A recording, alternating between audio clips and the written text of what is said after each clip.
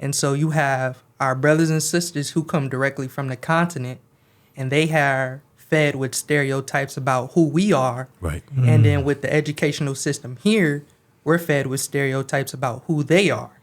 And we're completely disconnected from one another.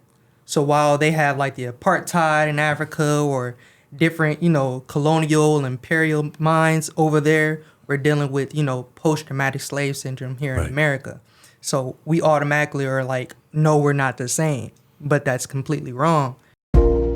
Welcome to What I Know Now, a podcast that uncovers the stories, experiences, and insights of individuals who have been impacted by the justice system. I'm Cole Williams. And I'm Joel Van Kuiken. Our mission is to drive positive social change in the lives of system-impacted youth, their families, and our communities. We sit down with incredible guests who generously share their lived experiences and the lessons they've learned along the way.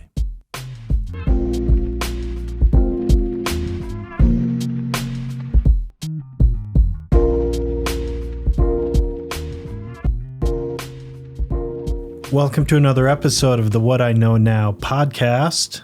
I'm here with Cole Williams. Hey. And Bilal Al-Raid. And Jakari Richardson. Yes, sir. Welcome to the show, Jakari. Glad to be here. There you go. Yeah, tell us a little bit about your background and why we're so interested in speaking to you. Okay. First off, I want to thank you all for inviting me out here to the podcast. It's a pleasure and it's an honor. My background, born and raised in Grand Rapids, single parent household. I came up under the leadership and the teachings of my mama Jules. Everybody know her as Mama Jules. That's how I know her. Julian Richardson, founder of West Michigan Jews of Africa. And pretty much that right there set the foundation for me as a kid. Okay. She taught, Pan-Africanism, African dance, drum, just the culture, things that we're not connected to here in America. And pretty much her roots led her back to, her mother and her father being in the Negro lead, and then his wife, her mother, being the first black male lady here in the city. Okay. And so that right there, learning those things, of course it doesn't resonate when you're young, but as you start to get older and experience life, everything starts to piece itself together. And so as I got older, my family always had me involved in these different programs. And it wasn't just my mother. It was, my aunts, grandmothers, a lot of women in the village who helped groom me into the man that I am now. And so pretty much I was in like Mazizi Maji at Baxter. I was at the Urban Lead as the Urban Fellow under Lisa Knight and Javante Tubbs, just involved in different black programs and the schools that I was at. And so that really, piecing it all together, it really just helped me to determine for myself. I'm like, this is what I want to do. I want to give my life to my people and my community. You know what I'm saying? I want to help to make a change for us. We can't see a change in society until we see a change in ourselves. So I started getting involved with the Panthers, started making relationships with, just different organizations that we're familiar with as it pertains to our history. And I just started, speaking out at a lot of protests, leading the protests, setting up security detail around these events, politicking with brothers and sisters. And I figured out a lot of times when I'm talking to brothers and sisters, it's usually a debate. Yeah. Brothers and sisters feel like, okay, since I was born in America, I'm black and I'm not African. But it's a contradiction in itself. And I see it with so many of us because, even myself, I struggled with that at a time, saying like, oh, I'm black, I'm not African. But, it's the same thing, essentially. Yeah. And so you have our brothers and sisters who come directly from the continent, and they are fed with stereotypes about who we are. Right. And then with the educational system here, we're fed with stereotypes about who they are. And we're completely disconnected from one another. So while they have like the apartheid in Africa or different, colonial imperial minds over there, we're dealing with, post-traumatic slave syndrome here in America. So we automatically are like, no, we're not the same. But that's completely wrong. And so, when you start to read up on people like Malcolm X, Brother Bilal, over there in East Lansing, his father was killed for teaching Garveyism, which is like the highest stage of Pan-Africanism. And so at the school I go at, Douglas J. School of Barbering, Malcolm X, his father was killed not too far from that location. It's right across the street from Michigan State. And although Brother Malcolm was a Muslim, he said, when we come out here on the front lines, we have to separate our differences, right? And we have to be one. Unity is when we come together despite our differences. That's right. That's good. So when you have a Muslim brother who's like, okay, I'm going to put aside my Islamic teachings and I'm going to go work with Brother Martin, who's a Christian minister. Right. If we can set aside these differences and understand that we have one common problem, and despite these differences, at the end of the day, if I give up the mosque or if I give up the church or the Kingdom Hall or this fraternity or that sorority or whatever other loyalties we choose to reconcile ourselves with, I'm still black at the end of the day. I can switch my religion up, my philosophy, or whatever the case may be. I'm still black at the end of the day. And I try to enforce the word African onto brothers and sisters because black is just a social construct. Right. Just like white, just like brown, red, yellow. Black tells us, what we look like, but it doesn't tell us who we are or where we come from. And so right now, I'm placing myself into a position to where I can speak to the psychological aspect of us as a people so we can reconnect ourselves with our roots, because a lot of us been disconnected, don't want anything to do with our people. And that's where we strip ourselves from freedom.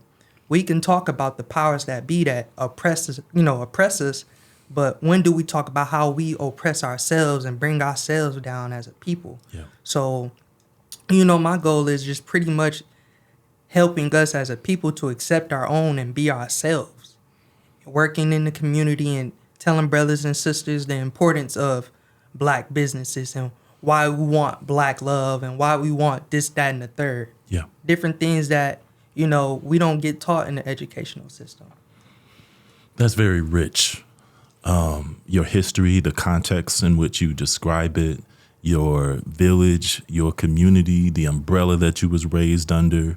Can you walk us through a little bit about how does someone who has not had that level of richness, that umbrella, that community, how do you connect with one who doesn't come from the experiences and the backgrounds that you have? Because that's, as I'm listening to you, I'm looking at someone I have not seen before, which is the North Star of our organization, right? But I'm really curious, how do you make those connections? Dealing with people who don't have those type of backgrounds, it's hard because, there's the psychological disconnect right there that we deal with, the miseducation of, as they say, the Negro. Yes. That's something I'm still trying to figure out myself.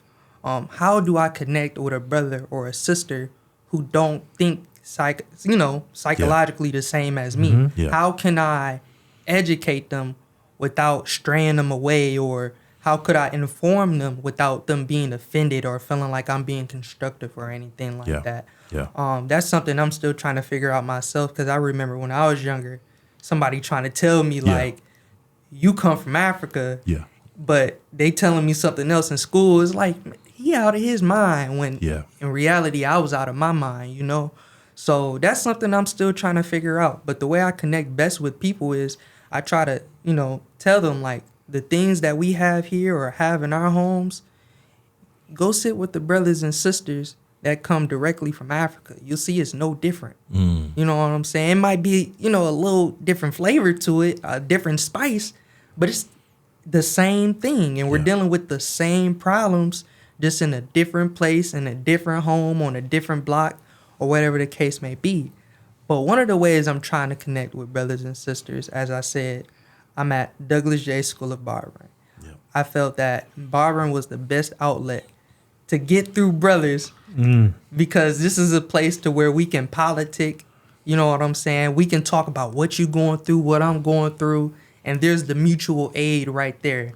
I felt like growing up, the barbershop was the best place for brotherhood, because everybody was up in there. Your uncle, your grandpa, Tutu from school, whomever. We all at the barbershop. And you know what the conversations are like. You see Brother Bilal fresh right here. Listen. And you can tell he had a good barber conversation. And it's so funny that we're even talking about that, because the comic book that I wrote is centered around fatherhood, men being in the village, and the barbershop, right? And I know that I'm wearing a hat today because I didn't get a chance to get to my barber, right? And so the importance of the crown, the importance of the barber, not even just the environment is really important, but who you allow yourself to be your most vulnerable with in the barbershop is really, really important. So just to hear you connect those dots are really key, because I think that's politically where we've been able to have those really important conversations, but also it's the place where I can close my eyes in the barbershop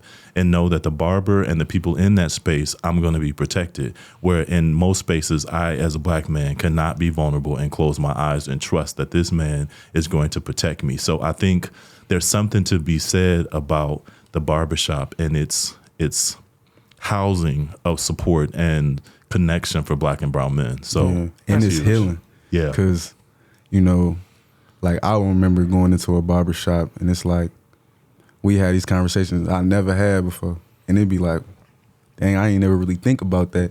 And like getting the opinion from other people that look like me is big, because in a sense it's therapeutic. Like, and as a black man in America, you don't really have many outlets to talk about your feelings. You know what I'm saying? We supposed to be on 10. We supposed to be strong, never fold, never cry. Yeah. You know what I'm saying? So having an outlet like that, it's different, because I don't know why the barbershop is where we go. And it's like universal. You know what I'm saying? Down south, all the brothers are like, yeah, we be talking in the barbershop, you know what I'm saying? But when you really go deep into it, y'all be talking about things that you don't talk with your brother, that you don't talk with your sister and stuff like that you don't talk with your cousin. So it's weird. I don't know why. Yeah. But it's healing. It's therapeutic. I actually left the barbershop, man. We was talking about family, Africa. We was just talking about Africa, which is crazy. You know what I'm saying? So yeah, it's a therapeutic thing, and I don't know where that stemmed from. Well, I think it's, just listening to you with your kind of opening monologue almost, Jakari. I mean, really giving us lots of rich information. That barbershop is kind of a place where you may be able to discover your identity a little bit, because a lot of this is about what is our identity? What do we relate to? How does our cultural background shape us? And understanding that when things may seem very disparate and people may seem different, it's actually not. There's much more similarity between us than we realize. And delving into that and understanding how to express it, I think, is what you're talking about. One thing that I've learned throughout my life, it's hard to convince someone of anything, but we can inspire them. And I think by being in a barbershop and being around people that you can share important things with, you find ways to inspire each other and how to get people to think maybe a little differently about where we're from and what that really means. No, it's funny that you say that, because I think you being at this table today, one of the reasons why we wanted you in this space is to talk about your work with activism. And I think that's a really important conversation to have, because that's not often a conversation I hear a lot of people talk about, nor do I hear a lot of people doing. And it is not an easy thing to do. No. And so I'm really, really interested in learning from you around your work in activism and where it's taken you, but also the challenges that you have seen in navigating a lot of the things that you see when you are front line, because you are front line. Would that be accurate to say? That's accurate, man. Yeah. Yeah, he front line for sure. Yeah. And I just want to take a minute. I'm sorry to interrupt. No, go right ahead. But I know when I did my little journey, like learning the history, you know what I'm saying? Because we not taught our history in school. So, our beginning is slavery in school, which is crazy because that's not our beginning. You know what I'm saying? One of the wealthiest men in history was a black man. He was a Muslim black man. His name was Mansa Musa. And I didn't learn that until I did my own research. You know what I'm saying? So like doing the research, you know what I'm saying, I'm learning about Huey Newton, you know what I'm saying, Elaine Brown. I'm learning about all these different activists and stuff in the community and stuff like that. And honestly, I did not know activists was still active to this day, which is crazy. You know what I'm saying? Once I see him on Instagram, I'm like, whoa, like they still doing this. You know what I'm saying? They still marching. It's still a Black Panther Party. You know what I'm saying? I thought the Black Panther Party was, you know what I'm saying, done. So I definitely want to congratulate you, because I ain't gonna lie, you open my eyes and I see them and they here and you in front line. So Yeah. Appreciate it, brother. Yeah. So talk to us a little bit about some of your work and what you've done in this community, but, you know, across. Absolutely. So again, as we know, I started with West Michigan Jews of Africa. And a lot of the things that we did was going to the schools and having, like, you know, the little loop programs. And that's where we did a lot of our dance instruction or our drum instruction or like our chanting instruction. You know what I'm saying? Like actually saying Alafia to these Black kids who've never heard that type of language before. It's Yoruba. Or just saying Jambo.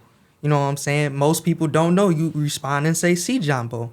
So we don't know the Zulu, the Yoruba, the Swahili, the Kosa, the so on and so forth. We don't know the African rhythm, you know what I'm saying, as it pertains to the djembe. We don't know the African dance. So a lot of times we're going to different schools throughout the week, teaching brothers and sisters, this is what this is. And you got to get acquainted with it. We did a lot of performances from the civic theater to the museums, here at Wealthy, you know, just different places all around Michigan. I remember going to DC with these different African organizations who all do the same thing, and we just getting instructions from the master teachers. So, you know, that right there was like, again, the foundation. Yep. And then I started going on to like Mzizi Maji, that started to expand more on the African roots and the African culture, and expanding me to like, you know, doctors who look just like me, businessmen, etc.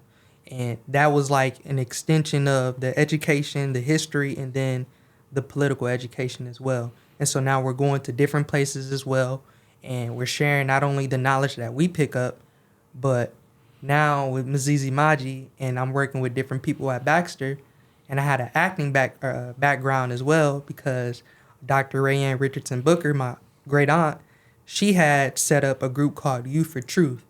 And at the time, I was playing Brother Malcolm X. My cousin Khalil was playing Martin. I had another cousin playing Obama, and then another cousin playing Michelle Obama. Now, at this time, I knew who Malcolm X was, but I didn't really like know that much because, again, the schools didn't teach us. There's a reason for that. Right. So I started to look at all the movies, started listening to all his speeches, started reading the books. That right there, I was like, okay, this is the political education that I really need. And it's important because we in Grand Rapids, you know what I'm saying? Everything that went down with him, his first hands at white supremacy in East Lansing. That's only 45 minutes to an hour away. Yeah. So now I'm acting and I'm on different stages and, you know, different talent shows, performing, whatever the case may be. And I did a lot of Michael Jackson's type of stuff too. Okay. You know what I'm saying? On different stages. And then it gets to a point to where I'm at the Grand Rapids Urban League.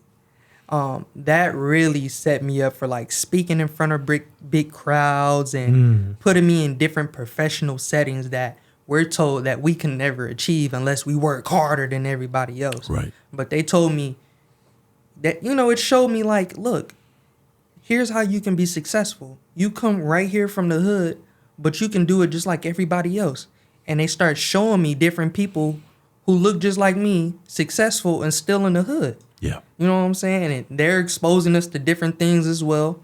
So, you know, now I got the networking system pretty much down. And there's programs in between that I was involved with, but those are the three that are most notable. I get into high school, you know, now every Black History Month, you have that one day. Everybody get up on stage and you got to give it your best up there. Brother Sultan Muhammad, the minister of the Nation of Islam here, you know, he would have me go up there, do a Muhammad Ali little act or a Malcolm X act, something of that sort. And now everybody in the school is getting acquainted with me. I had different TV appearances with West Michigan Jews of Africa, Urban Lead, you know, myself as an individual just going up to the city council meetings, So stuff like that start to get picked up by the teachers. And it got to the point to where the principal's like, well, we got this event for the African American Males Association Conference, which I seen you at before. Yeah. Yeah. And they had that barbershop conversation. Yeah. Yeah. And it was like, a podcast kind of thing. And, we're all told, like, this is the topic. This is what we're going to talk about. And so that right there, I was like, okay, this is what brothers need. This is what's going to happen. You know what I'm saying? Yeah. After that kind of goes out the way, this is where you start having, like, Breonna Taylor, George Floyd, Patrick Luyoya, who was, executed here. Yeah. You start having these different things that are being normalized going on, and now you got protests starting here in the city. So at first, I'm just going to go protest. You know what I'm saying? I'm like, I'm gonna raise my voice. You know what I'm saying? We gonna go down here and let it be known that we're not gonna take this anymore. Right. And so at first, I was just coming as an individual with family members, friends, but then it got to the point where people in high school were like, we need a group. You know what I'm saying? You know how to speak. You gonna be the speaker. And we can be the coordinators, facilitators, different things of that nature. Of course, we young, you know what I'm saying? We don't necessarily know what to do. Right. But we just gonna come up with a Facebook page, come up with a name, and then boom. You know what I'm saying? Of course, being young, not knowing what to do. Of course, things don't always work out. All love to the brothers and sisters. But then I started getting in front of people who are actually ahead of organizations. For example, the Young Black Panther Party in Lansing, which is what I got involved with essentially. That was like the gateway for me into like being boots on the ground, front lines kind of thing. Okay. And so, we got our team set up. I got a team here, got a team in Lansing, got different teams across the nation. We have our political education training classes. We have, gun safety. We have martial arts classes, different things of that nature. So when we have protests or we have different things going on into the, in the community, we can respond and be people that essentially the community can depend on. We got a center in Lansing, and we were developing at the time a reading program for political education, a food pantry, different things of that nature. I ended up moving away from the group, but however, though, that was like the gateway into what they say, boots on the ground activism or whatever the case may be. And then I started to just be, an individual, because people will reach out to me personally and be like, we want you to speak, or we want you involved with this, that, and the third. And so a lot of the times, you see me at like on college campuses speaking. I was a student at Grand Valley State right after graduating in 2021.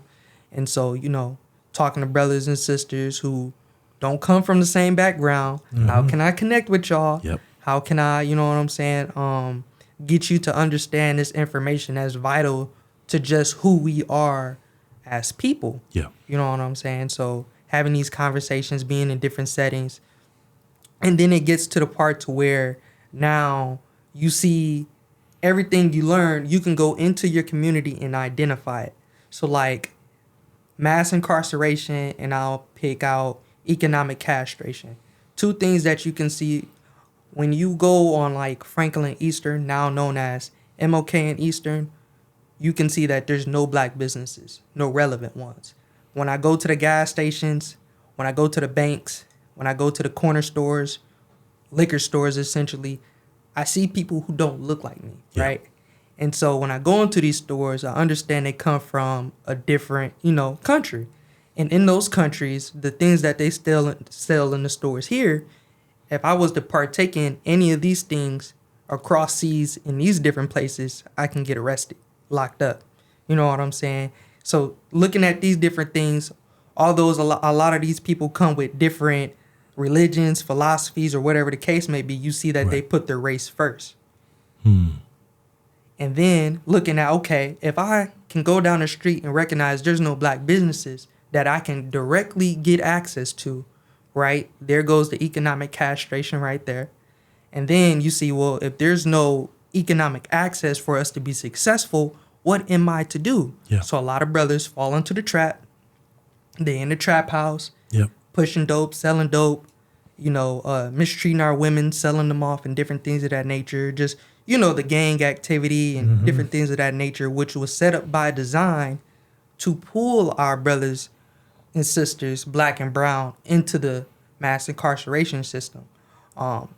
So a lot of the work right now, as of this current moment, is really pretty much just teaching and talking to brothers and sisters outside of the whole protesting thing. Like, again, connecting them with that psychological information that they don't have access to until I can find and get, the space, the platform, and everything like that, so I can do that on a mass level. So it's a lot of speaking, a lot of politicking. When protests and stuff like that do arrive, they usually hit me up like, here go our security detail, or here goes the speaker we want. Typically the person where if the camera's pulled out, they like, we gonna have you say something, you know what to say, and articulate, whatever the case may be. A lot of city, hall meetings, different things of that nature, because if you want change, you got to go directly to the source. So if you got an issue in your city, why not go downtown, you know what I'm saying, and go talk to the leaders directly. Different things of that nature. And activism has also taken me to business, which is why I said the barbershop was the perfect place, because if I understand that there's a psychological disconnect, who's a better therapist than your own barber? You know what I'm saying? Right. And then not only that, but it brings in different backgrounds, not only of just our own, but knowing how to cut different textures of hair. Mm-hmm. You know what I'm saying? It brings in everybody. Yeah. So everybody has a part in what's going on. And so that's the big thing right now for me, getting the platform, getting a space to where I can operate and, produce essentially what I want to do, So activism, I'd say it's a slow plateau. Okay. But a lot of the experiences, it's challenging because some of your biggest enemies look like you. Absolutely. They're going to give you the biggest challenges, trials, and tribulations. Yeah. You know what I'm saying? If we're talking about like a black Messiah and a Judas, or just a Judas and a Jesus, your people are always going to give you the biggest challenge, right? And so a lot of the time on the front lines, you might have brothers and sisters with different ideologies, lifestyles. You may say something that strike them wrong. Yeah. And they will run up on you directly. While you're armed, they don't care. While you're armed, they'll run up on you directly and confront you. And in fact, they'll throw fists with you. Don't care who's around, authorities, or whatever the case may be. That has been one of my biggest challenges right there. Dealing with your people who don't want to see you succeed or see the work, process and go where it's supposed to go. Racism, of course, you see that on the front lines, which is okay. Everybody has their own beliefs that they're entitled to, opinions, whatever the case may be. Right. But you deal with a lot of the bigotry and aggression out there on the front lines, because people are going to tell you directly, like, your life doesn't matter, or go back to Africa, which is something I hear common. You're going to, get blackballed, blackmailed, your material, your car, houses, stuff like that. Some stuff got to get on lockdown, you know what I'm saying? Because people can get access to your personal life and try to directly affect you, to cut you off. They treat you as if you're a cancer. They got to cut you off right at the source. One of the challenges is also, just getting into spaces and then on platforms that actually allow for you to do the work. You know what I'm saying? So being young myself, not having any of those fundamental, essential things, you know what I'm saying? It's like, what do you do as an activist? You know what I'm saying? Like, of course, you can participate in different events and speak, but, activism is beyond just speaking. Absolutely. And it's beyond just protesting and marching. You know what I'm saying? Because you can protest and march, but until we start doing the fundamental things in our communities, like setting up businesses, you'll never see any change. So, right now as an individual, I know I'm like, well, I'm going to start with this business right here. This will give me the space to operate out of. Create the platform from there, which is, it's slowly building. And it's nice for what it is, because Brother Bilal was able to say, we have this brother right here. And, it connected the dots for you. You see the connection between me and Mama Jules. So that's essentially where, my activism is at this day and time. Well, I think... Go ahead, Cole. I was going to say, one of the things I think is really important, too, is this concept around teaching. Because I think when I look and reflect, I'm 44 years old. I went through my whole education until I got to Tuskegee University. and met a professor by the name of Dr. Fluker, who started to talk to me about Marcus Garvey and started to talk to me about George Washington Carver and started to talk to me about, I can't think of his name right now. It'll come to me. And I think what was interesting for me is that it took me to go to college before I could understand my connection with history. Right. And so I'm listening to you talk and I'm thinking about the young men that we typically go and see and we serve day in and day out. There's such a disconnect with their history. There's such a disconnect with the day-to-day history, this idea of like, how do I become something I don't see? How do I look across the way you and see myself in the work that you're talking about is so necessary and it's so key because we're also seeing a group of young people almost perish because of the lack of knowledge of their own history. And so part of me, as I'm listening to you talk, I'm thinking, wow, it is bigger than just activism being boots on the ground. This is really about how do you recreate what was naturally you were born into. So you were literally born into this village of community where people understood the history and wanted to pass it down to you, where we have so many young people who I think are thirsty for it, but don't know that they're thirsty for it. And they're all searching to kind of find these ideas or identities that are connected to what they believe Black men are supposed to be. Right. So if I wear the biggest chain or if I have the most women or if whatever that misogynistic concept is or ideology, that is what it means to be a man. And so I'm really curious how this has impacted you in terms of your lens of what it means to be a man of color.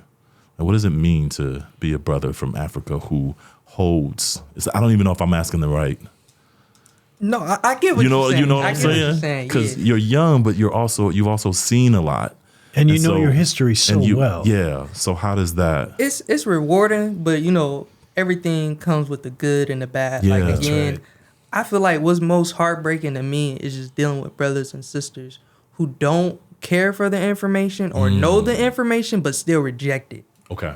And one of the biggest problems is we can't come together because of religious labels, fraternities, sororities, etc. That breaks my heart the most. You know what I'm saying? Because it's like, as Black men, nothing else matters. You know what I'm saying? Me and you sitting here right now, I know that you're Black. Yeah. You know what I'm saying? I know Brother Bilal is a Muslim, but that's not my issue. You know what I'm saying? Yeah. Do we connect on the basis of being African or Black? Yeah. You know what I'm saying?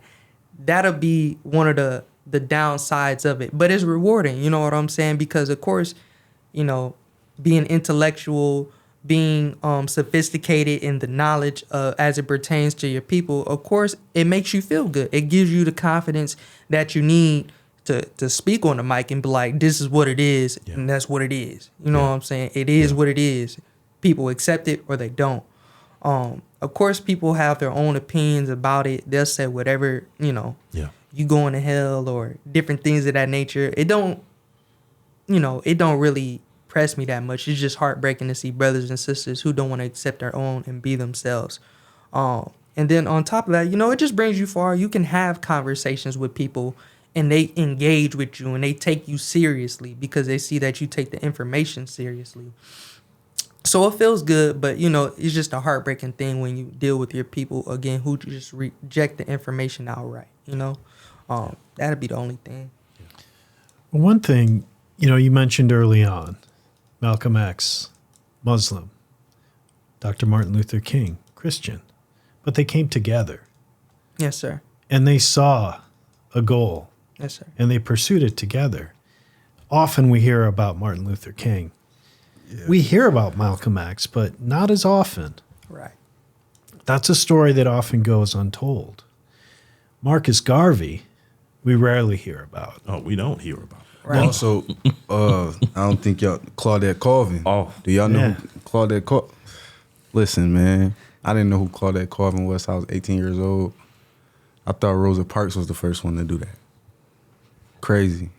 And another thing I wanted to touch on what he said about the Black family, the Black household, is that's the Black Wall Street. that you start seeing a single black family die when you start seeing brothers like Malcolm X die, and when you start seeing brothers like Martin Luther King go. Preach, brother. You know what I'm saying? When they start taking the factories out of our neighborhoods, when they start taking the different black businesses out of our neighborhoods where we can work and come home to our family, that's where you start seeing the drop and the incline in the prison rates. Yeah.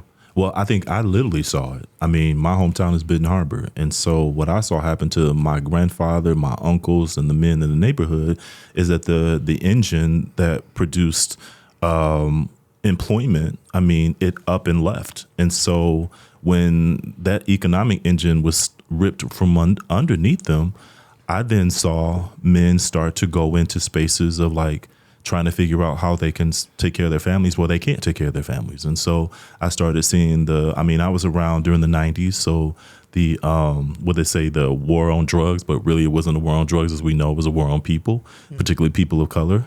Yeah. And so I started to see what happened to the men in my family, right?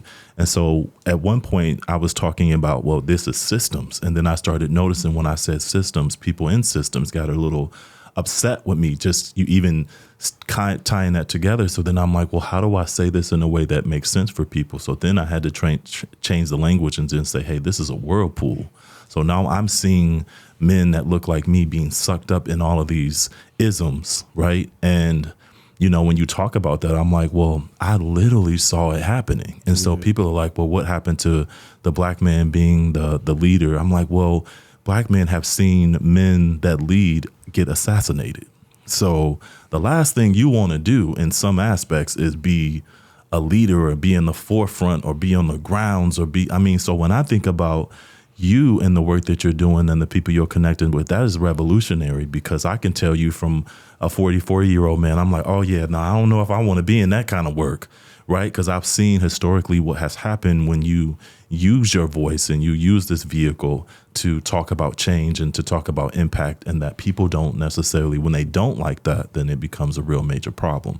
But I've also seen men over time do what you're doing and what happens to them. So what happens to black leaders? Huey Newton. Yeah. So there's a fear that is sometimes embedded in us all the way from birth all the way up, that no, you can't be that. Yeah. Right. And it comes from the plantation too. Yeah, and also what helped me understand, because at first, like I was so ignorant, I didn't understand. But what helped me understand is because it would be brothers that would tell me this, and I would look at them like, man, that's just one of them brothers that just want to preach. He just want to talk, blah blah blah. But when I actually did the dig and I actually learned, like around the time the black family start, the married black family start declining, the drugs start increasing in these neighborhoods, which is weird because slavery didn't kill the black family. You know what I'm saying? They were still jumping the broom, secretly. Yeah. So, you know what I'm saying? It was definitely around that time, around the 70s, 80s, when you start seeing, and it was crazy to me that it wasn't a coincidence. It's not a coincidence. And that comes from the example of Brother Malcolm and Betty Shabazz, and then Dr. King with Coretta Scott King. When they seen how strong those families were, they was like, we can't have this. That's why they had to start taking out all the trade programs out of the high school. They start deindustrializing all the factories, taking them all away. Yeah. That's when you start to see them like, oh, we got this EBT or we got these food stamps or whatever the case may be. So you don't need your man. You can get some child support. Exactly. They start making a woman feel like, the black woman feel like, I don't need no man. Yeah, the government was the man. And they start putting the feminist movement onto the black women, because that wasn't our movement. Yeah. Sisters didn't have no problem with us. It was a different group of women who felt like their men weren't giving them any rights.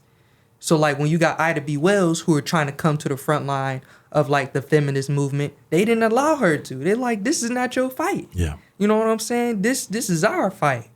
And that was between her and her men, right? So when you look at when they started to make us irrelevant to our women, and it also goes back to the plantation too. A lot of times we couldn't do anything when the slave master went to go rape our wives, because we trying to see them tomorrow, and we trying to see our children.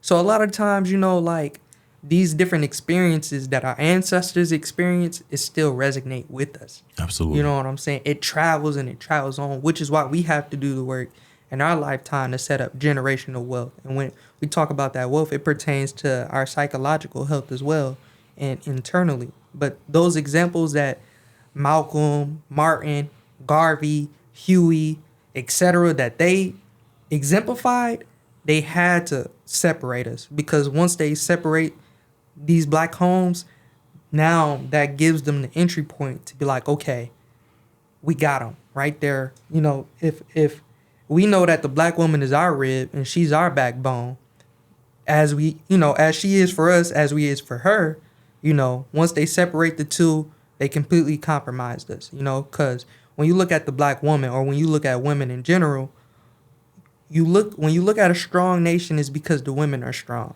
I just think, you know, how do you turn generational trauma into generational wealth?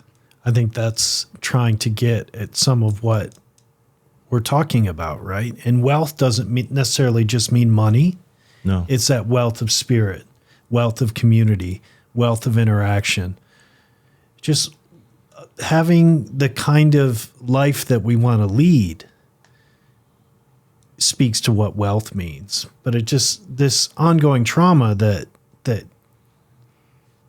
we're all dealing with, you guys are dealing with. Yeah. I mean, We are. Even the man in general deals with. yeah. You know what I'm saying? The man in general has to deal with the trauma. And I feel like the first step is noticing it. You know what I'm saying? But it's definitely a question that need to get brought up and asked, and it's not talked about. I agree. It's first acknowledging there's a problem. When you talk to brothers and sisters, I often run into this. They say, there's no such thing as racism. That ended with our ancestors, with King, and, you know, we done integrated, and now we're in a free society. Everything that's going on is on us type of thing. That type of stuff, where we don't see that there's still a connection all throughout the plane, and racism still exists. Oh, yeah. It hasn't left. It's only elevated. Yeah. There's a book called The New Jim Crow. You know Yes. what I'm saying? Mm-hmm. If you live in Grand Rapids, it's still segregated. There's no difference. You know what I'm saying? I know when I'm in the black community. I know when I go to East Grand Rapids, I'm in a white predominant community. I know when I go to Southwest, I'm in a Latino or brown community. You know what I'm saying? I know when I go to different sides of town, they're redlining. These red zones. You know what I'm saying? Yeah. We know these different things. These things still exist. The fact that we're still getting killed down in broad daylight on camera and nothing's being done about it, that's racism right there off bat. And, Well- and talking, I'm sorry, but talking No, about that's the segregation, man, I was with a brother, and man, and I was talking, we was somewhere East Grand Rapids, man. And, it was like by a beach area. I don't know, it was like a park or something like that. And I'm like, bro, these trees smell different. They look different. Like, this grass feel different. He like, bro, you tripping? Like, you drunk. I'm like, nah, I know what I'm talking about. Like, if you go to the hood right now, you not gonna see no tree that smell like that. You not gonna feel no grass that feel like, look at the grass, it's perfectly green. You know what I'm saying? You go to the hood, it don't look like that. Why? Like, why? You know what I'm saying? And it, like, the segregation, even nature, you know what I'm saying? It's more nature in these white communities. It's more nature in these other different communities. And in the black community, you just see Liquor stores, Well, pay cash, buildings. you know, and part of what we want to do with this podcast and why you both are even in this space is that one of the things I think go missing that I have seen in all of my work is that a voice from young people.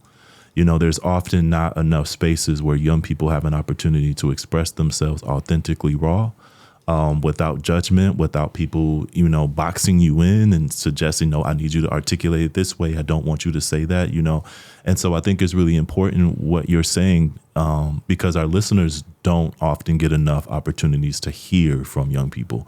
And I think that's really key, and why this platform is created is that you and so many others have to be the voices for what we're seeing in this country, right? I'm at a different platform in my life as a black man, where when I interact with young people, they see me from a different proximity, right? But when I work with Bilal and we come into spaces together, his connection is a lot more closer to the young people that we're serving, right?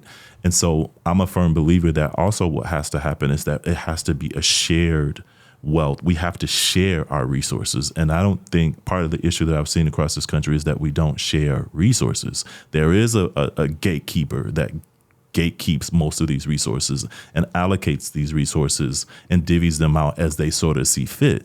Whereas when there's a shared of all these resources, then you start to see change. So I think recognizing it is one, talking about it is one, but until we actually share these resources and it's across the board and we all care about every child in the community versus certain children, then we're going to be having these conversations over and over and over again, because I think it's one thing to be in the hood and see what happens when a child gets shot down. It's one thing to be in a middle class or upper class neighborhood, and I don't see that.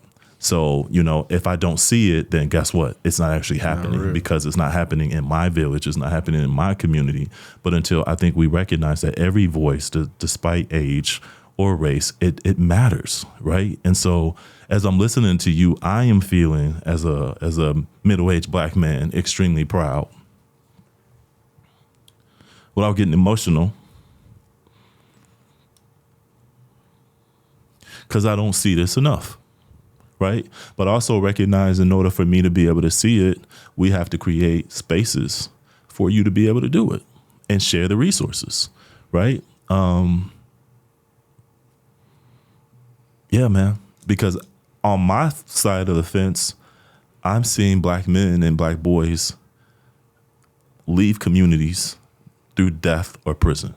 That's the lens I see. Typically, I'm not in spaces where I see Black boys graduate from high school and college. My lens is prison and death. That's what I see. That's what I'm surrounded by. That's what I'm charged to go to. These are the places that I have to go to oftentimes. And I get to hear the trauma stories, right? But what I'm hearing today is an opportunity of light and the opportunity of I guess, a ticket into a different pathway. And I think that's what you brought to us, is a ticket to a different pathway. And my hope is that our listeners will hear you and get past whatever they heard that they didn't like and find a commonality around, okay, here's an opportunity into a pathway that we as a community need to be seeing, we need to recognize, and we need to get on that train, right? Yeah. I did want to say something to Yeah. you.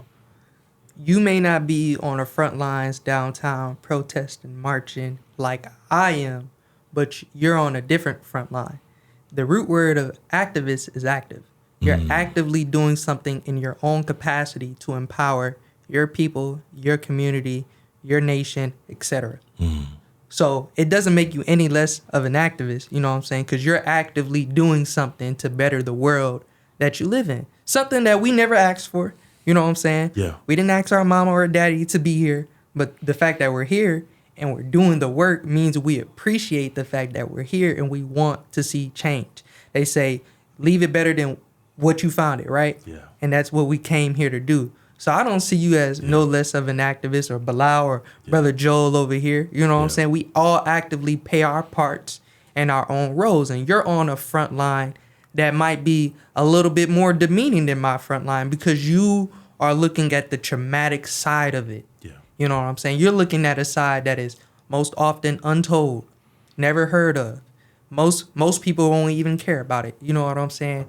And so when we talk about mass incarceration, again, this is like one of the biggest industries as well. These prisons, these jail systems, you're on the front line speaking to people who didn't get the opportunity to graduate, to go to college, get married, have kids, get a successful career. Yeah. You're talking to brothers, sisters who are broken because they didn't get these opportunities. Yeah. And that might take a mental toll on you that none of us in this room may know about. Yeah.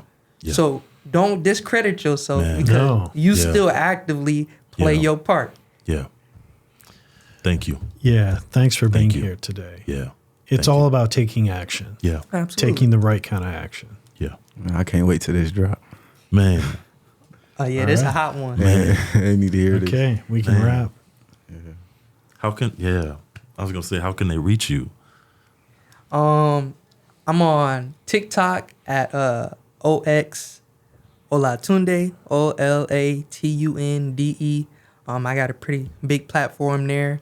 I'm on Instagram at JakariX616. That's Snapchat as well. Or you can just Google me. Go to my Facebook, Jakari Richardson. You can find me out in the community. Yeah. Doing something, man. That's the best way to reach me. Thank you. That's it. Thanks, man. Thank you. My pleasure. Yeah. Thank you. Man. Thank you for listening.